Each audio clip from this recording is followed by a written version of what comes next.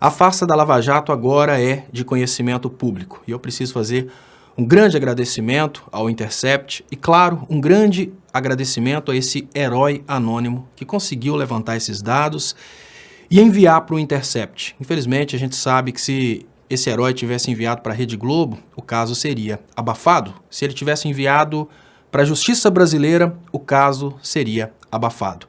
Então ele enviou para fora. Os dados estão guardados e é bem difícil agora a Polícia Federal tentar fazer qualquer tipo de apreensão, tentar parar o que está acontecendo. Eu falo Polícia Federal, mas eu acredito que foram heróis da nossa Polícia Federal que perceberam o nível de destruição que o Brasil está passando por causa dessa farsa e acabaram interferindo, gravando esses dados e emitindo esses dados para jornalistas internacionais, exatamente para evitar a possibilidade de mais um abafa o caso. Agora eu preciso fazer um desabafo. O meu trabalho já tem cerca de 3 anos. Eu comecei a fazer esse trabalho na internet quando eu percebi que tudo o que estava acontecendo no Brasil era uma grande farsa para tomar o pré-sal, para tomar o governo e para colocar o nosso país de volta na condição de produtor de artigos primários. Isso, produtor de alimento, produtor de minério. Quando eu falei sobre isso no início, lá atrás, algumas pessoas me criticavam. Eu participava de clubes de engenharia, participava de grupos de engenheiros e eram engenheiros que falavam comigo que eu era um grande imbecil, que o pré-sal não valia mais nada, que ninguém estava de olho no Brasil, porque o Brasil não valia mais nada. Olha, escutei isso de profissionais da engenharia brasileira. Os primeiros a realmente sofrerem com tudo isso foram os engenheiros, e hoje eu culpo muito o sistema CREA-CONFEA, porque não se posicionou, não soube conversar com os engenheiros, não soube explicar que a nossa indústria estava sob ataque, e podemos dizer que a nossa indústria praticamente acabou. Reconectar a indústria brasileira da forma que ela estava em 2014 é praticamente impossível no nosso tempo de vida, é um sonho. Mas um sonho que, para mim, é impossível. Nós passamos por uma desindustrialização que causou um desaprendizado industrial. Pôr tudo funcionando novamente e reconquistar os clientes que nós perdemos é uma coisa bem difícil.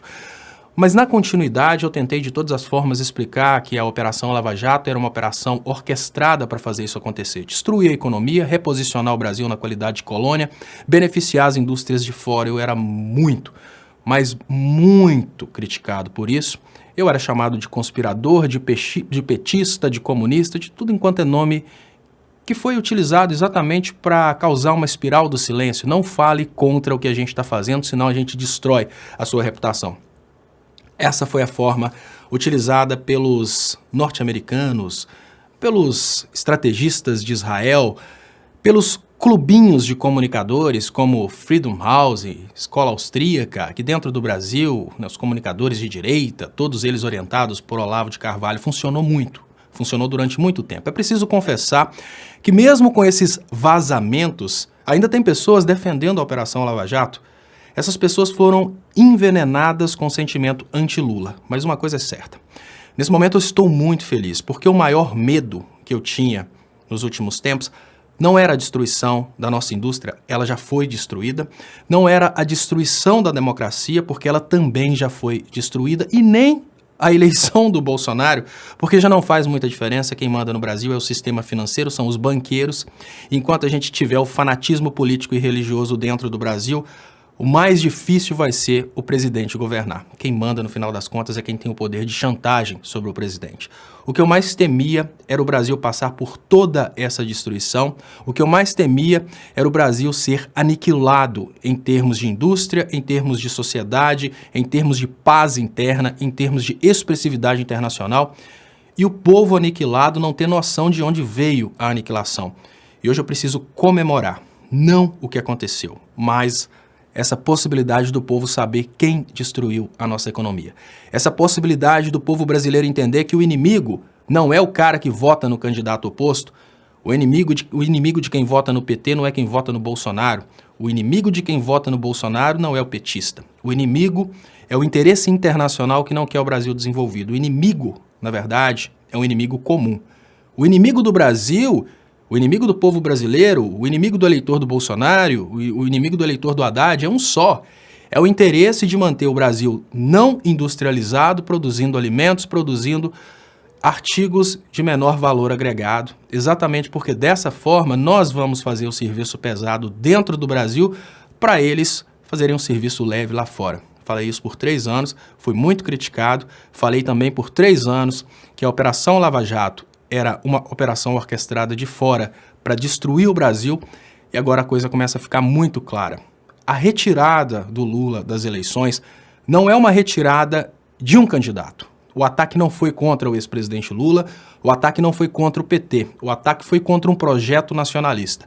A diferença básica entre aqueles que foram presos pela Operação Lava Jato e aqueles que não foram tocados pela Operação Lava Jato é que os que foram presos defendiam uma nação soberana concorrendo com nações como Estados Unidos e Israel. Aqueles que não foram tocados pela Operação Lava Jato, indiferente dos crimes cometidos, eles estavam do lado dos Estados Unidos e do lado de Israel nessa política de destruir a nossa indústria e transformar o Brasil numa colônia dos Estados Unidos, numa colônia de Israel. O mais importante para mim nesse momento é que agora o Brasil consegue ver o que aconteceu, agora o Brasil consegue perceber o que é mais importante nesse momento. O seu inimigo não é quem votou diferente de você. O seu inimigo é o cara que quer te ver produzindo artigos primários e comprando industrializados lá de fora.